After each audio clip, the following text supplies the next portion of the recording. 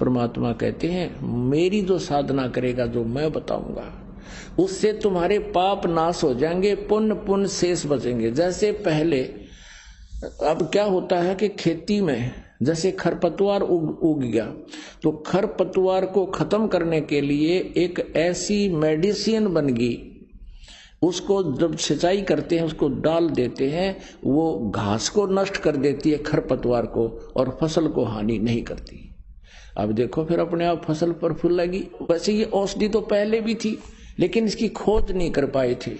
अब परमात्मा ने ये औषधि, जब ही सतनाम हृदय धरो भयो पाप को नाश, जैसे चिंगारी अग्नि की वह पड़े पुराने घास। ये पाप नाशक मेडिसिन पहले भी थी अपने सदग्रंथों में, कबीर सागर में, कबीर जी की वाणी में, लेकिन इसकी खोज नहीं हुई थी। अब इस दास पर दया करी परमात्मा ने, उसकी खोज होगी तो अब वो पाप नाशक औषधि आपको मिलेगी। आपके पाप ऐसे जल जाएंगे जैसे घास जल गया उस औषधि थे, मेडिसिन थे, और फसल नो की नो रहेगी, तो आपके पुण्य बच जाएंगे और पाप नाश हो जाएंगे। और धर्मदास को बताते हैं कि आप कितने पाप कर दिए, और तीर्थ पर आने का पुण्य एक भी को न, कि तो 2 मुट्ठी दाने डाल दिए वो पुण्य हो गया, इतने पाप कहां से कहां तक कर देते हो, ये सुन बताता हूं। अब धर्मदास जी कह रहे थे, भगवान आप अपने आप को परमात्मा कह रहे हो, आप तो शरीर में दिखाई देते हो, भगवान तो निराकार सुना है, और विष्णु जी की पूजा कर मूर्ति ले रहा, और फिर भी भगवान निराकार। अब धर्मदास जी को परमात्मा कहते हैं, हम उतरे तुम काज सुन से किया पियाना, शब्द रूप धर देह समझ बाणी सुर ज्ञाना। परमात्मा कहते हैं मैं तुम्हारे कारण सतलोक से अपने निज स्थान से चलकर अवतरित हुआ हूं, यहां उतरा हूं। और वेद भी यही कहते हैं, वो परमात्मा अपने निज स्थान, वो तीसरे मुक्ति धाम में रहता है, वहां से गति करके आता है, अपने रूप को सरल करता है, और अच्छी आत्माओं को वो कबीर देव, कबीर भगवान आकर मिलता है, उनको ज्ञान देता है। हम उतरे तुम काज सुन से कियो पियोनो, सुन यानी जहां कोई भी ना हो सतलोक के अतिरिक्त, शब्द रूप धर देह समझ बाणी सुर ज्ञाना, नहीं नाद नहीं व्यंज नहीं 5 तत्व आकारम। मेरा शरीर तेरे जैसा 5 तत्वों का नहीं है। गुड़ीला ज्ञान अमान हंस उतारूं पारम। परमात्मा कहते हैं नरक परख कर देख, नो कर ले हाथ लाके देख ले मेरे शरीर का, नरक परख कर देख, नहीं भौतिक हम रह काया, हम उतरे तुम काज नहीं कुछ मोह ना माया। अब मेरे शरीर न देखने का नरक परख कर देख ले, हमारी या भौतिक काया को नहीं, साकार हूं। ऐसे ही यजुर्वेद अध्याय नंबर 40 के मंत्र नंबर 8 में कहा है, सप्रियागात यानी वो सबसे पहला प्रथम देहधारी है परमात्मा, और वो शुक्रम अकायम अबिंदम अवर्णम असनाविरम, कवि मनीषी परिभू स्वयंभू व्यवधाता शाश्वती भय समाभय।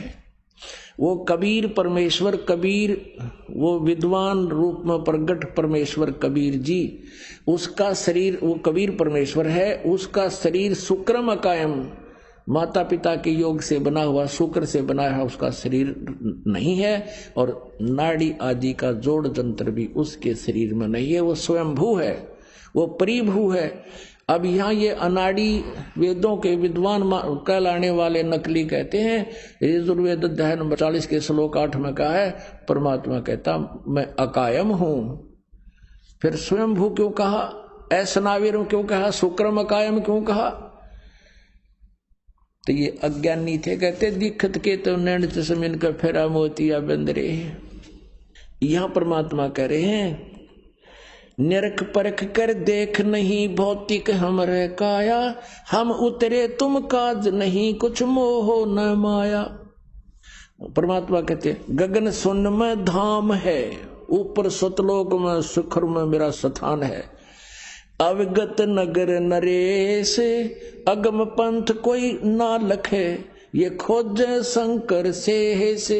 मेरा जो स्थान है सुन शिखर में है, ऊपर सबसे ऊपर मेरा धाम है। अविगत नगर नरेश, वहां राजा रूप में मैं विराजमान हूं, राजा के समान। जैसे ऋग्वेद मंडल नंबर 9 सूक्त नंबर 82 मंत्र नंबर 1 में कहा कि वो परमात्मा राजा के समान दर्शनीय है और वहां से गति करके नीचे आता है। परमात्मा कहा करते थे वेद हमारा भेद है, मैं मिलूं वेदन से नाही, जौन वेद से मैं मिलूं वो वेद जानते नाही। वही वेद कहते हैं कि वो परमात्मा राजा की तरह कबीर देव है और ऊपर रहता तीसरे मुक्ति धाम में। और यही परमात्मा कबीर जी 600 साल पहले अपनी महिमा बता कर गए थे अपनी प्यारी आत्मा को। सोन गगन में हम बसे और पृथ्वी आसन थीर, धर्मदास धोखा दला इब छाणो नीर और खीर। सुन गगन में हम बसे, सतलोक में सबसे ऊपर हम रहते हैं और तेरे सामने इब यहाँ भी बैठा हूं। जैसे रामानंद जी ने जब सतलोक में परमात्मा को देखा और अपने सामने भी देखा, जब कहा था दो ठोर है एक तू और भया एक से दो, रामानंद जी कहते हैं हम कारणे तुम उतरे हो मगजो, हमारे लिए आए हो परमात्मा। तो यहाँ परमात्मा कबीर जी बताते हैं कि बोले आदमी जो साधना तुम कर रहे हो तो शास्त्र विरुद्ध, और ये डले ये पाप तेरे नो के नो लिखे जाएंगे, पुण्य इनमें है को नहीं। कहते हैं बोले जंद सुनो धर्मदासा, हमरे पिंड प्राण नहीं श्वासा। मेरा जो शरीर है, पिंड माने शरीर, ये तुम्हारे जैसा श्वास उस श्वास से नहीं, ये बिना श्वास का शरीर है। जैसे एक तो टायर ट्यूब होया कर जिसमें हवा भरी जा, एक ऐसे टायर हैं जिनमें हवा नहीं भरनी जाती, वो एज इट इज रबड़ के होते हैं, वो बिना हवा के होते हैं और वो ज्यादा ड्यूरेबल है। तो यहाँ क्या कहते हैं,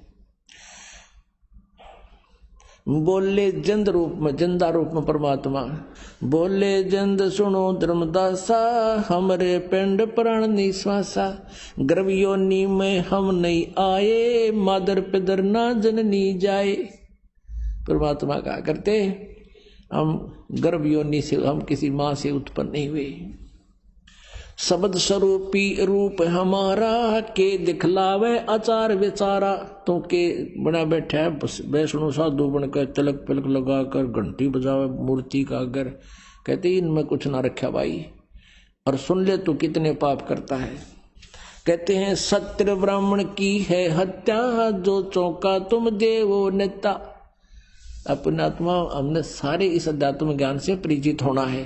परमात्मा कह रहे हैं कि धर्मदास, जो तू प्रतिदिन ये चूल्हा चौका करता है, यानी रोटी बनाते हो, खाना आहार तैयार करते हो, उससे पहले लिपाई भी करते हो, और उस लीपने में, मड प्लास्टर करने में गाय का गोबर और जल मिलाकर मिट्टी मिलाकर बनाते थे, सफाई करते थे।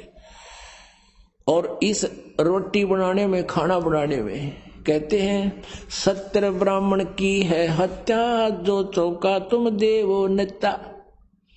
जो प्रतिदिन तुम चौका चूल्हा चौका करते हो और ये लिपा पोती करते हो, इसमें सत्य ब्राह्मण जैसी हत्या का पाप तेरे बैंक अकाउंट में लिखा जाता है। सत्य ब्राह्मण की है हत्या, जो चौका तुम देवो नेता। अब पुराणों में लिखा है ब्राह्मण माने भक्त, जो भगत को, वैसे तो किसी भी जीव को मारता है पाप का भागी है, और ब्राह्मण यानी भगत को जो मार देता है, ऋषि साधु संत को जो मारता है, वो कहते हैं वो पाप बहुत भयंकर लगता है उसको, और फिर कहते हैं उसको ब्रह्म हत्या कहते हैं। सत्य ब्राह्मण की है हत्या, जो चौका तुम देवो नेता। ब्राह्मण सेंस हत्या जो होई, जल स्नान करत हो सोई।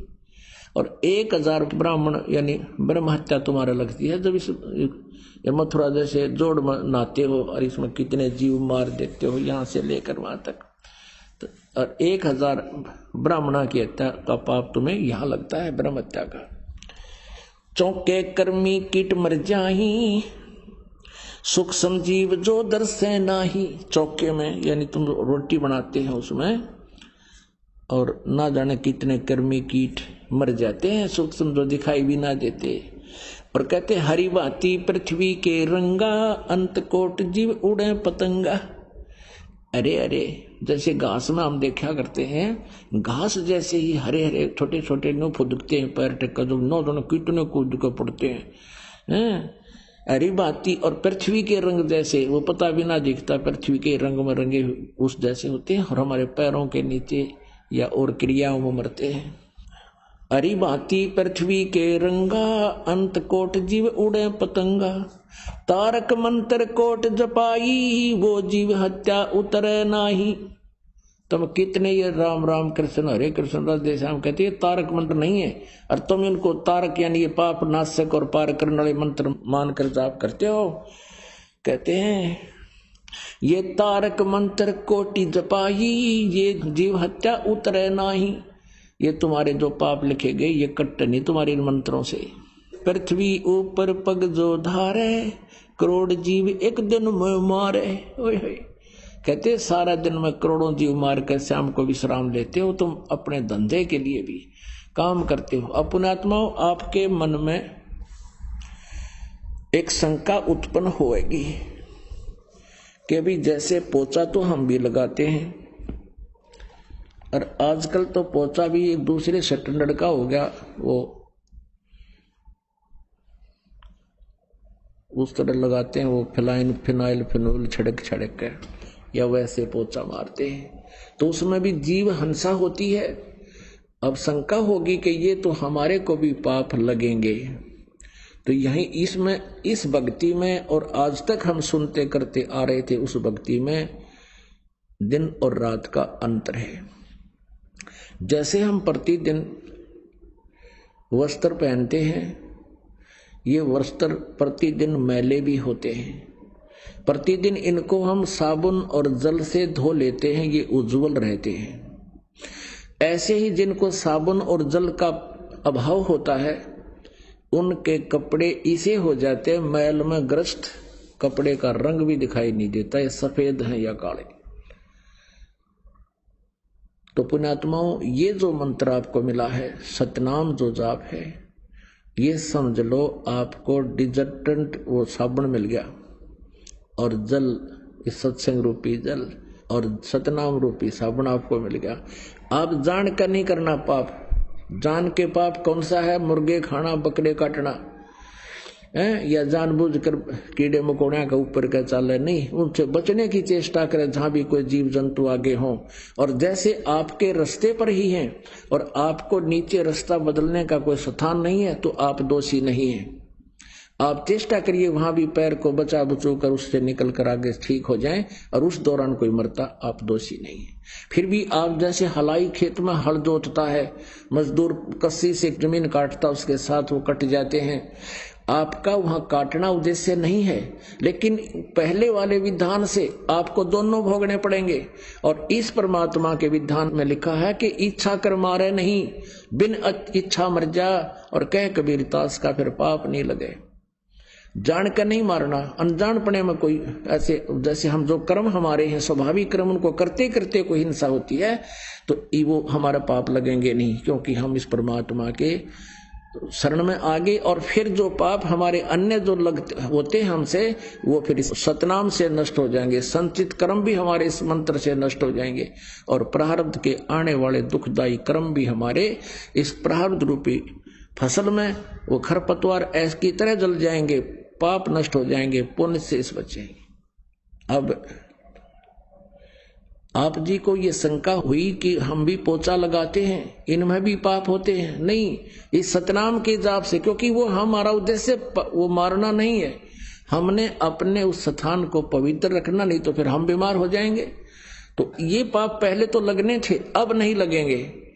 उदाहरण के लिए बताता हूं कि जैसे किसी के पास ड्राइविंग लाइसेंस है, ड्राइविंग यानी गाड़ी चलाने का प्रमाण पत्र लाइसेंस है और वो सड़क पर जा रहा है, उससे कोई इत्तेफाक से कोई दुर्घटना हो जाती है, कोई व्यक्ति मर जाता है, तो सबसे पहले पुलिस आकर के ये देखती है कि क्या आपके पास ड्राइविंग लाइसेंस है। यदि उसके पास प्रमाणित ड्राइविंग लाइसेंस है तो वो 90% दोषी नहीं है। 10% फिर किन परिस्थितियों में ऐसा घटना घटी है, कोई गाड़ी में दिक्कत आई है या इसने लापरवाही करी है, वो अलग बात है। और जिसके पास लाइसेंस नहीं है और उससे दुर्घटना हो जाती है, कोई मृत्यु हो जाती है व्यक्ति की, वो सीधा जेल जाता है, उसको कोई विकल्प नहीं। तो ये जो दास आपको मंत्र दे रहा है, ये ड्राइविंग लाइसेंस है। इस पृथ्वी पर आपको रहने और करने के नियम और विधि बताई जाती है। तो जिसके पास ये मंत्र है उससे फिर ये हिंसाएं होती हैं, उनका करना उद्देश्य नहीं।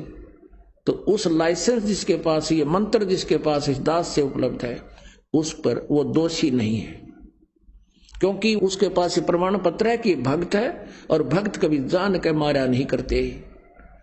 और इस प्रकार आप उन कष्टों से, उन पापों से बचोगे और आपके पुण्य प्रफुल्लित हो जाएंगे, सतलोक जाओगे। बोलो सतगुरुदेव जय हो। परम पिता परमात्मा पूर्ण ब्रह्म सारी सृष्टि के रचनार कबीर देव कबीर साहिब जी, ये हम सभी आत्माओं के पिता हैं, हम सभी के जनक हैं। हम अपनी गलती से इस काल के जाल में फंस गए और यहाँ इस काल भगवान ने हमारी घनी दुर्गति कर रखी है। अपनों के लिए अपने ही दुखी हुआ करते हैं। अब यहाँ देख रहे हो, हम परमात्मा को दयालु भी मानते हैं क्योंकि उनके गुणों में लिखा हुआ है, लेकिन यहाँ इस पृथ्वी के ऊपर कोई भी दया नाम की चीज नहीं है। कोई कहीं खेतों में कोई घूम रहा है, जंगल में, वन में या रास्ते में कोई चल रहा है, अचानक वर्षा आ जाती है, भीगो चाहे बचो। कोई बीमार है चाहे कोई ठीक स्वस्थ है, ओले गिर जाते हैं, मट्टा मच्छर में लागे, भाग कर कहीं दौड़ कर जान बचा ले तो बचा ले, कहीं फ्लड आ जाता है तो हजारों व्यक्ति बह जाते हैं, पशु पक्षी मर जाते हैं, मनुष्य मर जाते हैं। तो पुण्यात्मा, ये स्थान वो है ही नहीं, यहाँ का भगवान दयालु है ही नहीं। और दयालु परमात्मा यहाँ आते हैं, हम उसको पहचान नहीं पाते क्योंकि हमने अज्ञान आधार से भगवान की परिभाषा उलट सुन रखी है। हमने परमात्मा को ना पहचान कर जो भगवान नहीं है उनको भगवान मान रखे है। जैसा कि कल आप जी को श्री शिव महापुराण के अंदर प्रकरण दिखाया था, ये काल भगवान जो यहाँ का भगवान है, जो काल है, भगवान माने स्वामी, कंट्रोलर। तो यहाँ का जो मालिक है 21 ब्रह्मांड का, ये ब्रह्म है, सरपुरुष भी इसको कहते हैं, सरब्रह्म भी कहते हैं, ज्योत स्वरूपी काल भी कहते हैं। ये श्री ब्रह्मा, श्री विष्णु, श्री शिव जी के पिता है। और ये स्वयं कहता है ब्रह्मा और विष्णु जी को कि तुमने बड़ी गलती की है, अपने आप को भगवान मान रखा है। यू आर नॉट गॉड, तुम परमात्मा, तुम भगवान नहीं हो। और हम इनको भगवान मान रहे। अपने आत्माओं, ये इतनी कड़वी दवाई है, कुनीन है, क्योंकि इस प्रत्येक सत्संग में एक ये सामूहिक सत्संग शिक्षा स्थल है और इसके अंदर विद्यार्थी बदलते रहते हैं। हमारे भक्त अपने मित्रों को, रिश्तेदारों को या वैसे भी कोई ठीक सी बात को सुनने को तैयार है, उनको समझाते हैं और कहते हैं एक बार चलिए आप सत्संग सुन लो। तो ऐसे भी पुण्यात्मा आते हैं और उनको ये प्रथम बार ये सुनने को मिलेगा कि ब्रह्मा विष्णु महेश भगवान नहीं है। तो उसके लिए ऐसा होगा जैसे बच्चे के जीभ पर कुनीन रख दे, वो थूक देता है, उसको ग्रहण नहीं करता और वो फिर बहुत हानि को प्राप्त होता है। तो उस कुनीन को खाने के लिए उसको शुगर कोटेड कर देना अनिवार्य है ताकि आसानी से वो गले उतर जाए। तो शुगर कोटेड करने का उद्देश्य है कि जैसे एक बार ये कह दिया कि ब्रह्मा विष्णु ये भगवान नहीं है, ईश नहीं है, तो ये कुनीन तो दर्दी सीधी जीव पे, और फिर उनके प्रमाण उनकी जीवनी में लिखा दिखा दिया तो वो शुगर कोटेड होगी, फिर आसानी से गले उतर जाती है। तो ये प्रमाण आपको एक बार फिर दिखाते हैं। ये देखिएगा शिव महापुराण हिंदी टीका सहित संस्कृत भी साथ है, भाग 1। श्री शिव महापुराण विद्या अवरिधि पंडित ज्वाला प्रसाद जी मिश्रकृत हिंदी टीका सहित खेमराज श्री कृष्णदास प्रकाशन बंबई। इसमें थोड़ा सा हिंट देंगे आपको हम। एक बार ब्रह्मा जी और विष्णु जी का इस बात पर झगड़ा हो गया था। ब्रह्मा जी कहे थे, जैसा कि कल आपको बताया था और पूरा विस्तार से दिखाया था, थोड़ा सा हिंट लेंगे, सिर्फ थोड़ा सा। कल आपको बताया था कि ब्रह्मा और विष्णु जी में इस बात पर झगड़ा हो गया। ब्रह्मा जी कहे थे मैं तेरा बाप, विष्णु जी कहे थे मैं तेरा जनक। उनके आपस में युद्ध हो गया। तो ये काल भगवान जो ब्रह्मा विष्णु महेश का पिता है, इसने इनके दोनों के बीच में एक लिंग खड़ा कर दिया, यानी पिलर, एक स्तंभ खड़ा कर दिया तेजों में प्रकाश युक्त। उनका युद्ध बंद हो गया। फिर ये स्वयं प्रकट होकर उनको क्या कहता है कि तुम भगवान हो ही नहीं, तुम वैसे ही कह रहे हो। ये देखिएगा, ये वही शिव पुराण आपको दिखा रहे हैं। ये शिव पुराण भाग 1 अभी आपको दिखाया था, उसी को आगे दिखाते हैं। इसके प्रश्न नंबर 17 पर आपको ले चलते हैं। ये प्रश्न नंबर 17 है शिव पुराण, और यह विद्वेश्वर संहिता भाग 1 अध्याय 9 में। और उन दोनों की अज्ञानता और वैर को दूर करने के अर्थ दोनों से कहा। किसने? उस काल भगवान ने, इनके पिता ने। मेरे सकल और निष्कल, सकल माने साकार, निष्कल माने निराकार भेद से 2 स्वरूप हैं, परंतु और ईश्वर नहीं है। इस कारण से उनके 2 रूप नहीं हो सकते, उनके 2 रूप नहीं हो सकते। पहला सतम रूप और पीछे मूर्तिमान रूप धारण किया। इसमें ब्रह्म रूप निष्कल है यानी निराकार है, और ईश रूप सगुण है। मेरे ये दोनों रूप सिद्ध हैं, दूसरे किसी के नहीं हो सकते। इस कारण तुम दोनों को अथवा दूसरों को ईश्वरत्व की प्राप्ति नहीं हो सकती। तुमने जो अज्ञान से अपने को ईश माना, भगवान मान लिया, कर्ता मान लिया, यह बड़ा अद्भुत हुआ। उसके दूर करने को ही मैं रण स्थान में आया। अब तुम अपना अभिमान त्याग कर मुझ ईश्वर में अपनी बुद्धि लगाओ। बस हम इतना यहां लेंगे। अब आगे आज का सत्संग प्रारंभ करते हैं।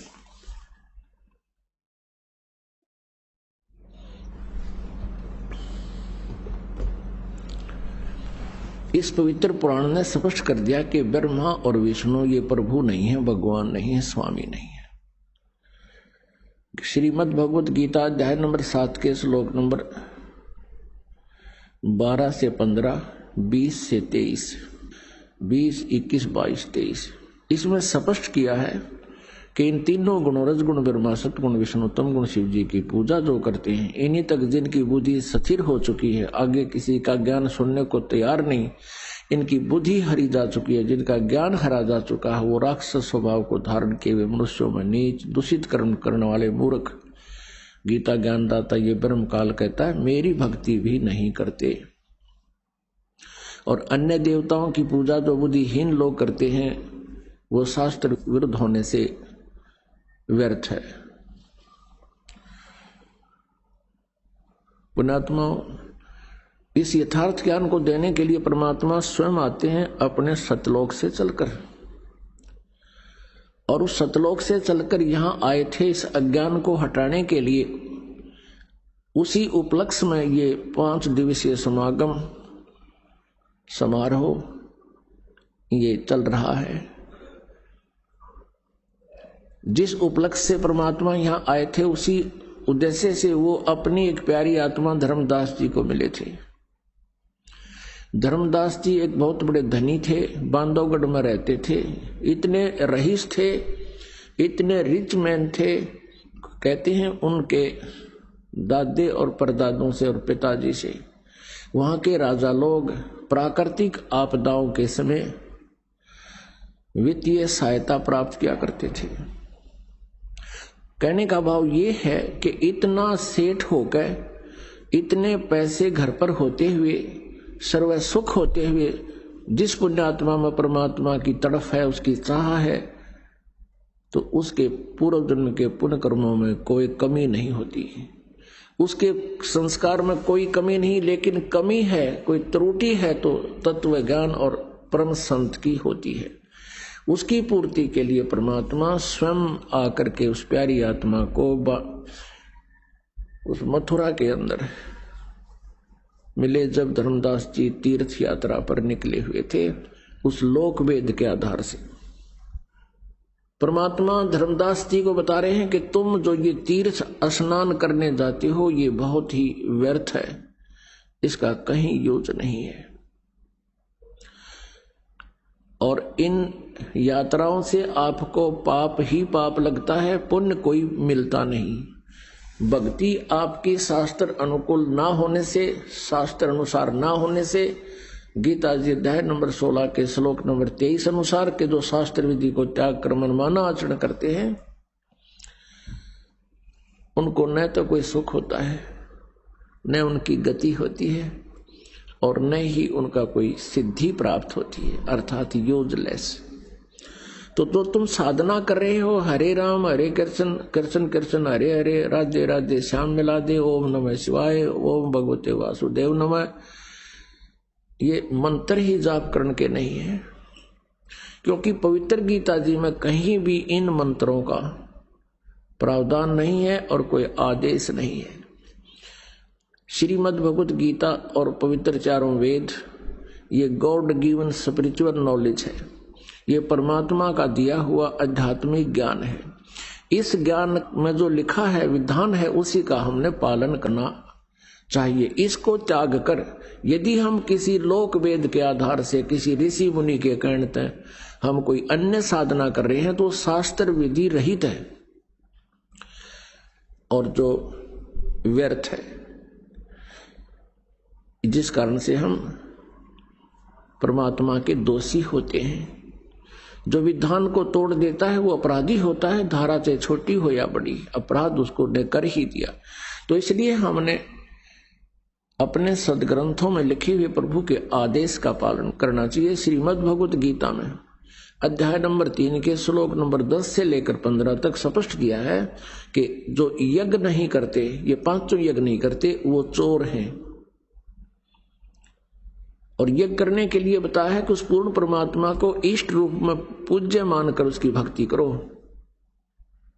तब आपके शास्त्र अनुकूल कर्म बनेंगे। उन कर्मों का फल फिर परमात्मा आपको देंगे, वो आपके पुण्य होंगे।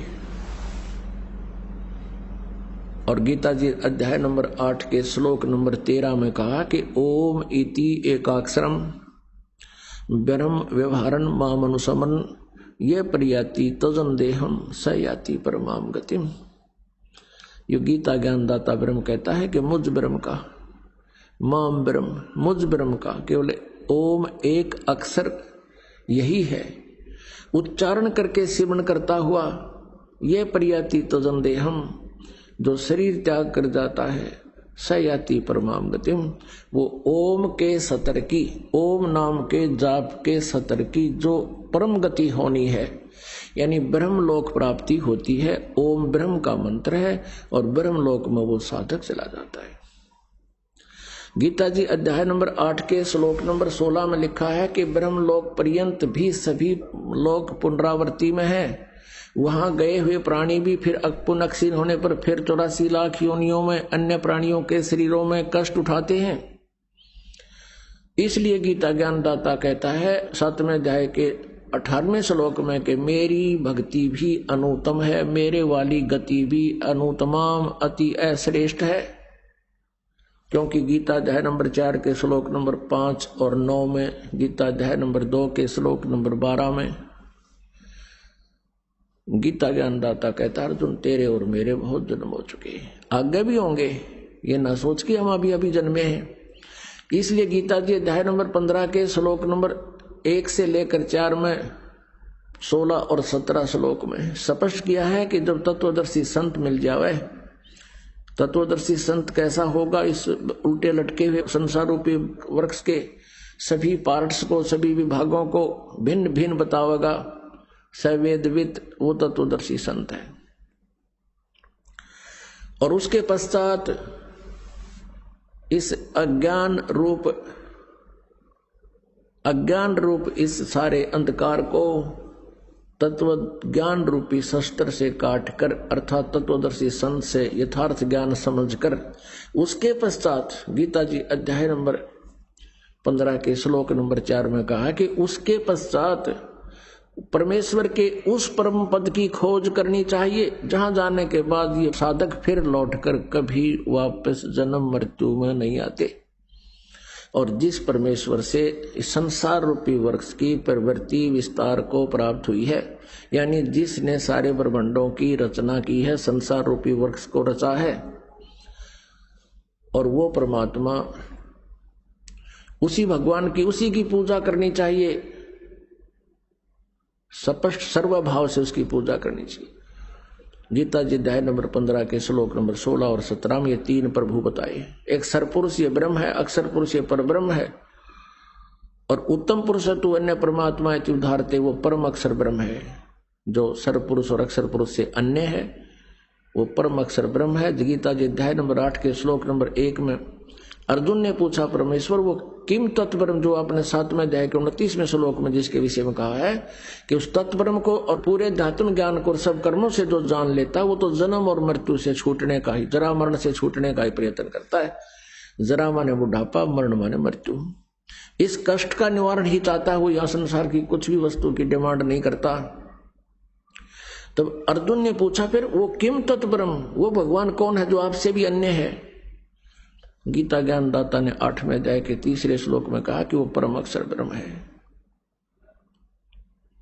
तो पुण्यात्माओं, वो परम अक्षर ब्रह्म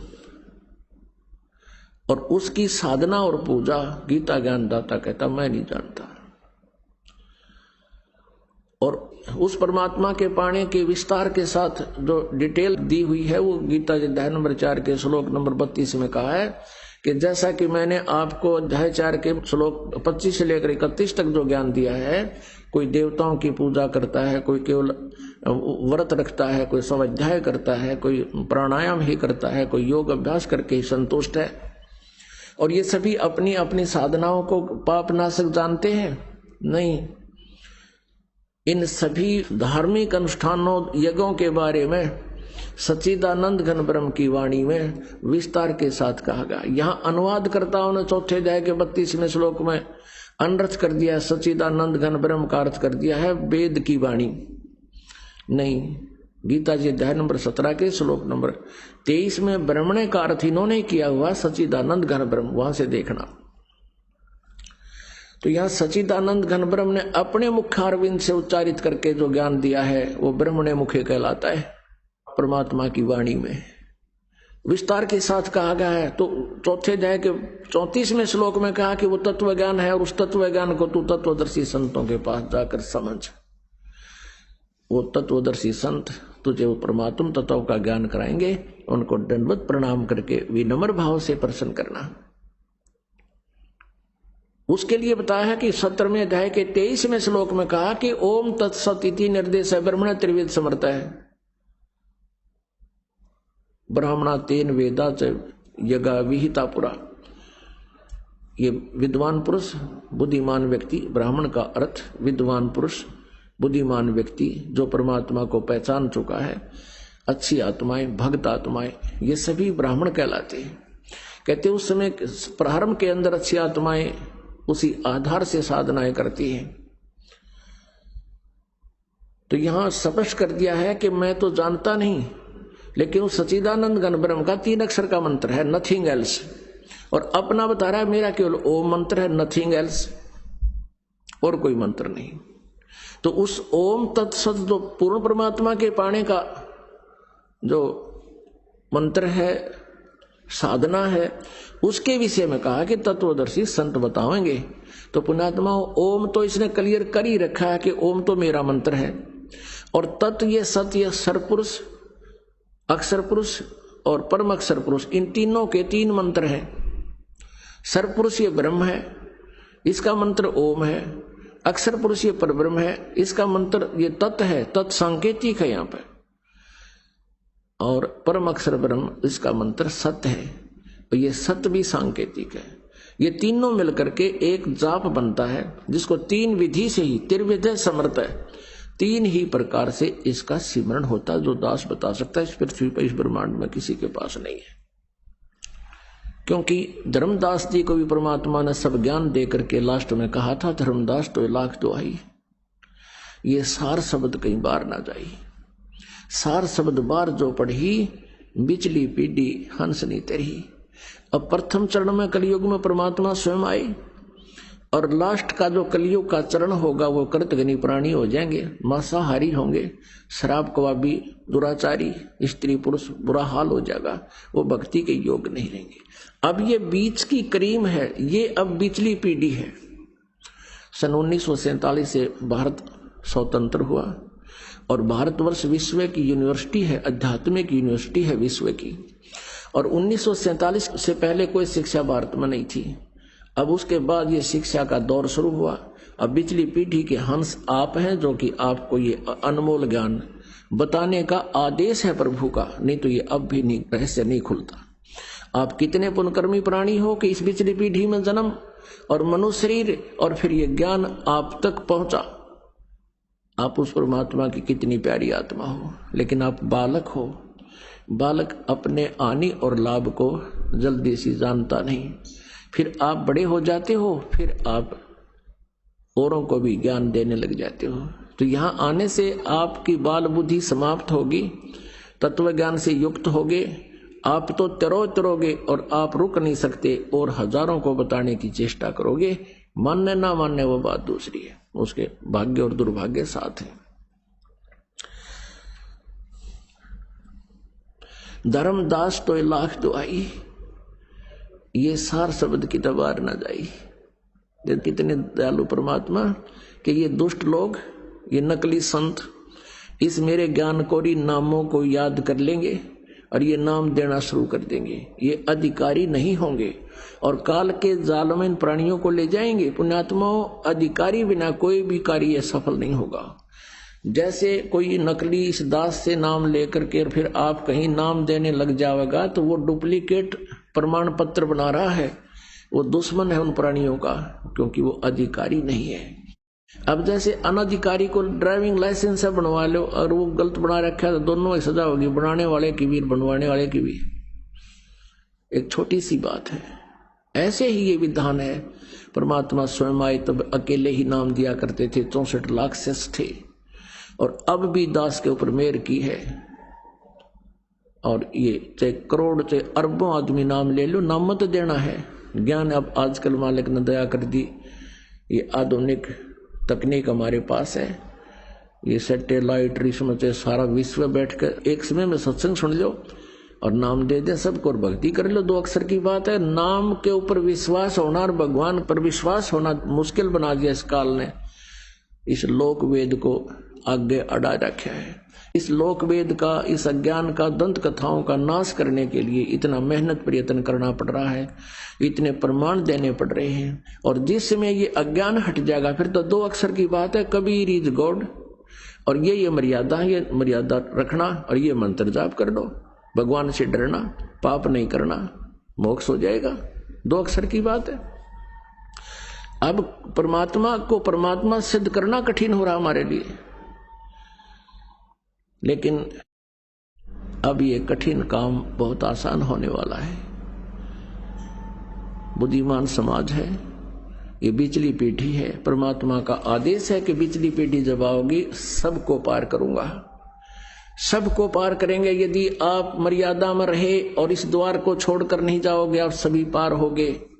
परमात्मा को मालूम है ये काल इनको भक्ति नहीं करने देता, लेकिन फिर भी आपकी तरफ मान लीजिए आपसे भक्ति साधना घनी नहीं बढ़ पाती है, तो आपको एक न्यारी तड़फ बनती है, हे भगवान आज बंतर ना हुए, हे परमात्मा आज नित्य नियम नहीं हुआ, यानी ऐसी अंदर से रोना आता है।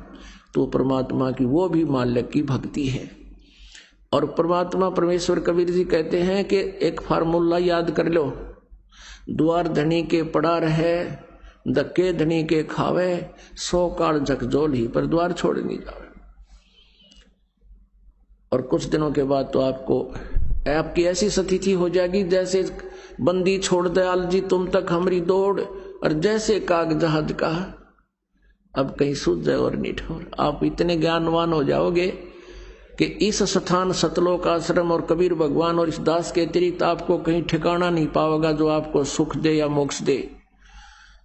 जैसे पुराने समय में ये समुद्री जहाज चले जाते थे, उनमें कौवे बैठकर चले जाते थे, क्योंकि यात्री खाना खाते थे वो टूक डाल दिया करते थे,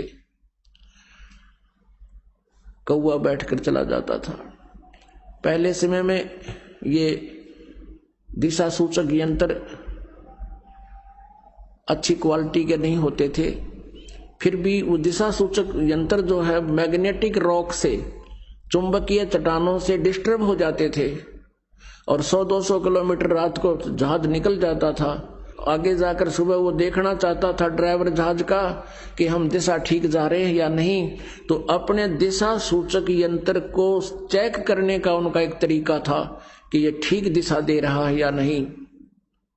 जो कौवा वहां जहाज में बैठकर चल पड़ा था, सारी रात वो बैठा रहा, तो उस समय वो कौवे को, जहाज पर बैठे कौवे को पत्थर मारते हैं, उसको विवश कर देते हैं वहां से उड़ने के लिए, तो वो उड़ कर चल पड़ता है। कौवे में एक परमात्मा की दी हुई एक ऐसी विशेष जो है बुद्धि है, ऐसा गुण है कि वो उस दिशा को नहीं भूलता जिस दिशा से वो चला था। उसको ये डर रहता है कि कहीं कोई ये मुझे पत्थर वत्थर मारे, भागना पड़े तो मैं दिशा ना भूलूं, वापस आ जाऊं। तो रात्रि के समय भी वो अपने अंदर कंप्यूटर की तरह उस दिशा को ध्यान रखता है। तो कौवे को जब उड़ाते हैं तो कौवा उड़कर उसी दिशा को बिल्कुल स्ट्रेट चलता है जिससे जहाज चला था। तो उसमें उस जहाज के जो चालक हैं वो देख लेते थे कि तुम्हारा दिशा सूचक ठीक है या नहीं। कौवा एक्यूरेट बताता है। फिर कौवा थोड़ी बहुत देर दूर तो उड़ता है, फिर देखता कहीं बैठने का स्थान नहीं, सब जल ही जल, जल ही जल, जल ही जल, और जहाज के अतिरिक्त उसको कहीं ठोर ठिकाना नहीं जहां वो विश्राम कर सके। तो वो उड़ अड़ा के देख जाके उल्टा आकर जहाज पर ही विश्राम पाता है। यदि जहाज के अतिरिक्त वो कहीं बैठे तो डूब कर मर जावे। तो परमात्मा आपको याद दिलाते हैं स्वयं अपने ऊपर ये सब उच्चारण करके, क्योंकि अप आरती अप साजे अप किंगर अप बाजे अप ताल झांझ नकारा, आप नचे आप देखना रहा। कहे कबीर ऐसी आरती गाऊं आपा मध्य आप समाऊं। ऐसी आरती माने ऐसी लीला कर रहा हूं मैं, ऐसा ज्ञान सुना रहा हूं। अपने पाने की विधि अपने ऊपर ही उदाहरण दे देकर कह रहे हैं कि हमें बता रहे हैं कि तुम की ऐसी स्थिति हो जाएगी एक दिन। बंदी छोड़ दयाल जी तुम तक हमारी दौड़े, जैसे काग जहाज कहा अब तक न दूजी ठोरे। ये डीठ भूत है, परमात्मा इनके न गढ़न लाग रहे हैं। और यहाँ हम कोई जंतर मंतर नहीं करते, केवल परमात्मा की यथार्थ भक्ति बताते हैं, जिससे ये जो इस तरह के जो तीन ताप हैं आप पर नष्ट हो जाते हैं। ये प्रेत कौन है? ये वही आत्माएं हैं जो पहले मनुष्य शरीर में थी। जो निकम्मी आत्मा है वो पिट्टे जा छत्ते जा कुछ दिन ऐसे ही दुख सुख पाकर जाना तो उनको पड़ेगा। और जो बुद्धिमान अच्छी आत्माएं प्रेत योनि प्राप्त हैं वो तुरंत खिसक जाते हैं कि भगवान के दरबार में गंध फैलाना ठीक नहीं। और जो निकम्मी आत्मा है उनका स्वभाव ही निकम्मा होता है, वो भूत बनो चाहे गधा बनो, उसने बकवाद करने से मतलब हो से वो फिर पिटका ही मान्या करे। तो परमात्मा कहते हैं लातों के भूत बातों से नहीं मानते, इवन समारन लाग रहे भगवान। तो ऐसे अब ये भूत क्यों बने? अब जैसा कि हम उदाहरण सुना करती है, लोक वेद सुनाते थे, श्राद्ध निकालने चाहिए गुरुजी कहते हैं, और कहते हैं भगवान श्री राम ने भी अपने पिता के श्राद्ध किए तो उनके सब पूर्वज सामने खड़े दिखाई दिए पहले वाले। अरे वो भूत तुम न बनवा दिए, भूत बने खड़े, फिर वो भूत बने खड़े होंगे कौन से स्वर्ग में दिखे हुए। और कहते हैं उनको फिर सबको तर्पण किया, सबको, फिर वो रोटियां खान वहां आए, फिर स्वर्ग में क्या मिल रहा है उन्हें? ये बनावटी बातें बकवाद थी। तो पुण्यात्माओं अब इस भक्ति से ना तो भूत बने और ना पितर बने, और आपके पूर्वज भी जो कहीं यदि प्रेत योनि में होंगे तो सबका छुटकारा ऑटोमेटिकली करवा देगा परमात्मा। तो पुण्यात्माओं अब ये बिचली पीढ़ी चल रही है। परमेश्वर ने इस बिचली पीढ़ी के लिए कहा था 600 वर्ष पहले कि धर्मदास कलयुग में एक बार ऐसा समय आएगा मेरा ज्ञान पूरे विश्व में होगा, जो भक्ति करेगा वो मेरी ही करेगा, और नहीं भक्ति नहीं करेगा तो वो नास्तिक होगा ही होगा, वो बाढ़ में जाओ। उसका तो कहना है क्या? पूरे विश्व में एक बार सतयुग जैसी स्थिति होगी। पुण्यात्मा आज जो आग लाग रही है, कितनी गंदी मेंटेलिटी होगी हर प्राणी की, एक माया के अतिरिक्त कुछ भी दिखाई नहीं देता। माया हो जाती है तो गुटी लाना, कलवा में बकवाद करना, और इस तरह सारा दिन पागल कुत्ते की तरह इस माया के लिए भटकते रहते हैं। फिर आपको ऐसा ज्ञान हो जाएगा, आप रिश्वत नहीं ले सकते, आप चोरी नहीं कर सकते, आप मिलावट नहीं कर सकते, आपको विष दिखाई देगा। जैसे किरका जहर का रंग होरी हो, कहो कौन तिस खाव राम रंग होरी हो। जैसे छोटा बालक होता है ना, और कोई किसी बोतल में कोई जहरीली पदार्थ रखा हो तो वो उसको उठाकर मुंह को लाकर पी जाता है और मृत्यु को प्राप्त हो जाता है। वो अबोध बालक सर्प को पकड़ लेता है और सर्प उसको डस देता है, उसकी मृत्यु हो जाती है। अबोध बालक एक बिजली के तार टूटकर नीचे गिरे हुए हो, उनमें ज्वाइंट हो, सपारक कर रहे हो, या उसकी हाथ की रेंज में हो और वो सपारक कर रहे हो, उसको आतिशबाजी जानकर वो अबोध बालक पकड़ लेता है और मौत को प्राप्त हो जाता है। और जब वो बच्चा जवान हो जाता है, समझदार हो जाता है, उसको ये पता लग जाता है कि ये सर्प कितना भयंकर जानवर है, बिजली कितनी डेंजरस है और विष कितना खतरनाक है, तो वो उस पता लग जाना इस बोतल में विष है, वो हाथ भी नहीं लगाता, औरों को भी कहता इसको छेड़ना नहीं, ये विष है।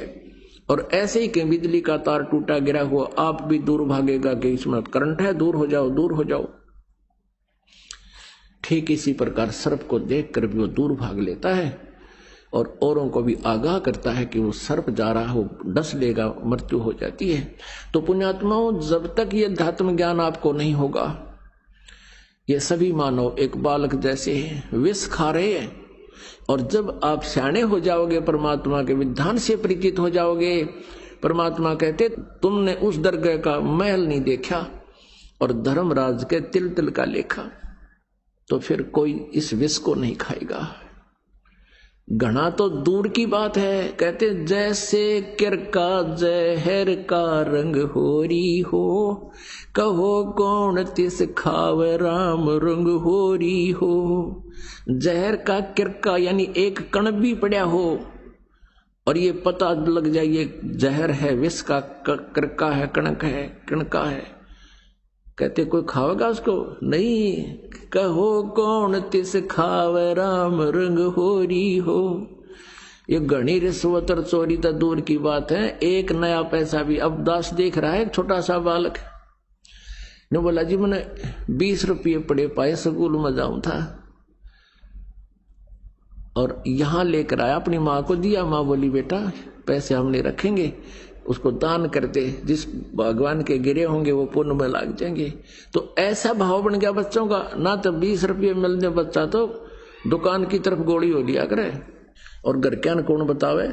तो ये फर्क पड़ेगा बच्चों, और इन छोटे बच्चों का तो घना असर होगा। यदि बचपन से ही बच्चे को इस ज्ञान में रंग दिया जाएगा, बड़ा होकर वो सपने में भी गलती नहीं कर सकता। और बड़े तो और शीघ्र समझ जाएंगे। तो पुण्यात्माओं, परमात्मा ने कहा था कि एक बार पूरे विश्व में सतयुग जैसा माहौल होगा। अब आप देख रहे हो, ये दास भी देख रहा है। पहले दुनिया को लूटा करते थे जो अनजानपने में, अब उन सब बुराइयों को त्याग कर अब लुट रहे हैं, दान करते हैं। परमात्मा के दोनों हाथों से ये दान करते हैं, सेवा करते हैं। परमात्मा भी कहते हैं, देते को हर देत है जहां तहां से आन, ना दिया वो मांगते फिरियो, परमात्मा सुने नहीं कान। चिड़ी चोंच भर ले गई नदी न घटो नीर, दान दिए धन घटे नहीं, न्यो कह रे साहिब कबीर। तो पुण्यात्मा, धर्म तो 10 के नहीं 10 के तीनों लोग, खैराए तुम्हें खैर है कीजिए आत्म भोग। आप दान करोगे, परमात्मा 1000 गुना करके आपको लौटाएगा। यह विधान है मालिक का। जैसे दान करने का क्या फल है, जैसे किसान बीज बीजता है और 1 एकड़ में वो 40 किलो गेहूं बीजता है, बोता है, खूब सिंचाई करता है, रखवाली करता है, तो 1 एकड़ में 50 मन, वो तो 1 मन गेहूं डाले 50 मन गेहूं वापस कर देता खेत किसान को, 60 मन। तो पुण्यात्माओं, ये वो अक्षेत्र है, उपजाऊ जमीन है, ये डहर आपको मिल गया। अब इसमें जितना बीज बोओगे 1000 गुना करके आपको वापस देगा। अब जैसे अनजान व्यक्ति तो आपको यहाँ आने में भी ये सोचते हैं कि तुम तीसरे दिन भाग जाते हो, 10वें दिन जाते हो बरवाला में, तुम जो है निर्धन हो जाओगे, कितना खर्च होता है, किराया लगता है, और कार्य भी छोड़ कर जाते हो। पुण्यात्मा, वो बालक है, उनको पता नहीं। आप समझदार हो, आपको ज्ञान हो गया। जैसे एक किसान खेत में बीज बोया था, गेहूं बो रहा था, एक कोई दिल्ली शहर का, बड़े शहर का, नगर का व्यक्ति किसी कामवश गांव में जा रहा था, और किसान जो है रास्ते के साथ गेहूं बो रहा था। उसने एक थैले में, कोथड़ी बोला कर देसी भाषा में, एक थैले में गेहूं डाल कर काख में टांग रखे, और बैलों के पीछे हल के पीछे एक पाइप सी बांध रखी जिसने ओरना कहते हैं, और गेहूं का मुट्ठा भरा थैले में थे, और उस पाइप में का जमीन में बोता हुआ चल रहा है, बैल चल रहे हैं। कि वो खड़ा होकर देख रहा है, वो शहरी बाबू खड़ा खड़ा देख रहा है कि यू आदमी मेंटल है क्या, खाने की वस्तु को जमीन में डाल रहा है। तो उसने आली से पूछा, भी बैलों वाले कृपा रुकिए। आली ने सोचा कोई रास्ता पूछता होगा, शहरी आदमी दिखा है। हाँ जी बोलो, आली बोला, किसान बोला। वो शहरी बाबू बोला, भाई तेरा दिमाग खराब हो रहा है क्या? अब उस किसान ने सोचा, भाई यू के कहने लग गया, आदमी दिखे सभ्य है। कहने लगे, तू क्या कर रहा है? ये गेहूं को मिट्टी में डाल रहा है, इसको तो बड़ी सुरक्षा से रखा जाता है, ठेकों में रखा जाता है, तब भी खराब हो जाते हैं, और तू इसको बर्बाद कर रहा है। देश में पहले खाद्य सामग्री की कमी है, लगा लेक्चर झाड़। अब वो किसान भी जान गया कि तो मेंटल आ गया कोई, ये तो कति उल्लू आ गया, इसने पता है को नहीं। अब किसान ने सोचा, यो कोई भोला आदमी है, इसको पता नहीं प्रोसीजर का। अब किसान उसकी बात क्यों कर माने, वो तो जाऊं इंटेलिजेंट बनकर अपने ज्ञान दे रहा था, उपदेश दे था। किसान ने कहा कि बाबूजी बात सुनो, मैं ये गेहूं बर्बाद नहीं कर रहा, आज जो गेहूं मैं मिट्टी में डाल रहा हूं ये मुझे आबाद करेंगे। उसके आबाद गले उतरा क्यों कर, क्यों उसने देखा नहीं ये प्रोसीजर। कहने लगा नहीं मैं नहीं मानता।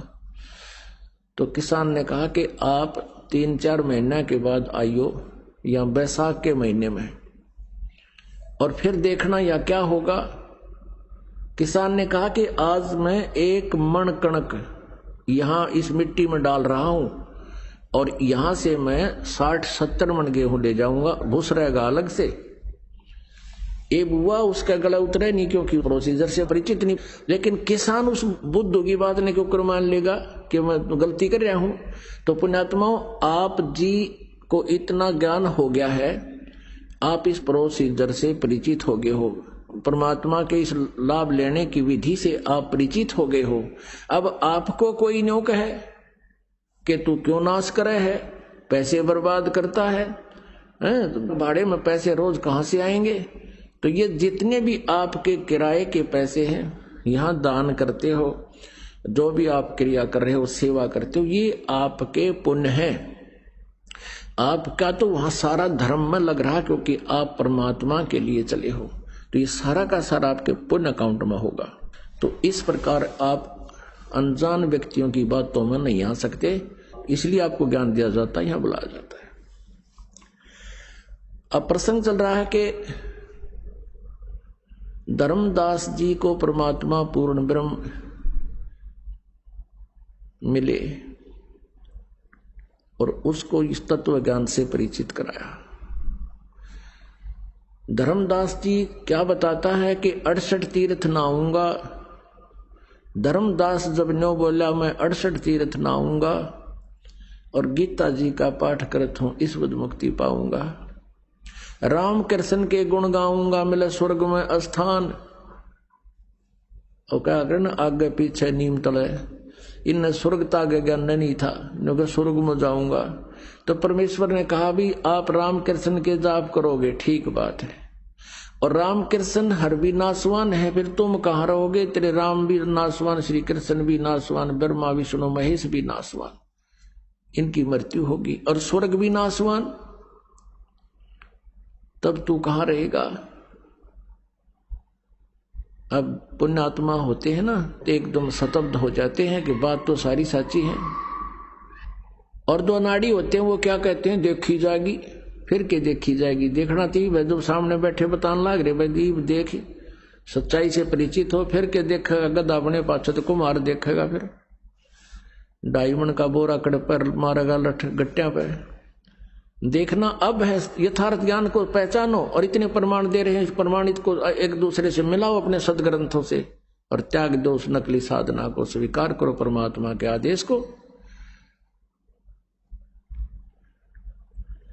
फिर धर्मदास कहते हैं मैं 68 तीर्थ नहाऊंगा। परमात्मा क्या बताते हैं, उन 68 तीर्थों के बारे में उनको कैसे ज्ञान बताते हैं कि धर्मदास जी ये तीर्थ कैसे बने। ये तीर्थ कैसे बनते हैं कि जैसे किसी स्थान पर किसी साधक ने बैठकर अपना जो है ना साधना की है, और उसने जो साधना की, उस साधना के अनुसार जिसने भी जिस लोक की, मान ले विष्णु जी के उपासक ने विष्णु की साधना वहां बैठकर साधना कर ली, तो वो कहां गया, विष्णु के लोक में चला गया। तीर्थ क्या होते हैं, किसी पानी यानी सरोवर का सहारा लेकर के साधक जन उस सरोवर पर बैठा करते थे, आसपास बैठ जाते, वहां स्नान और जलपान व आसानी से उनको उपलब्ध होता, इस उद्देश्य से कोई दरिया के किनारे बैठ जाते थे। तो वो साधक अपनी सब क्रियाओं को, सब साधना की, उससे वो कहां चला गया, स्वर्ग में चला गया, जहां उसको उस क्रिया से जाना था। अब वहां कुछ भी नहीं है, वो तो वो स्थान है, केवल एक यादगार है कि यहां एक साधक ने साधना की थी। जैसे अमरनाथ कैसे बना, अमरनाथ जी की कैसे स्थापना हुई, उस स्थान पर भगवान शंकर जी ने अपनी पत्नी पार्वती जी को नाम उपदेश दीक्षा दी थी, और वो गुप्त मंत्र बताया था। वो गुप्त मंत्र, ये 5 मंत्र है, 5 मंत्र उसको दिए थे पार्वती को, और पार्वती ने उन मंत्रों से जो भी लाभ प्राप्त हुआ तो पार्वती को हो गया। जब तक भगवान शिव की आयु है तब तक पार्वती भी उनके उस आयु तक वो अमर रहेगी, फिर दोनों की मृत्यु होगी।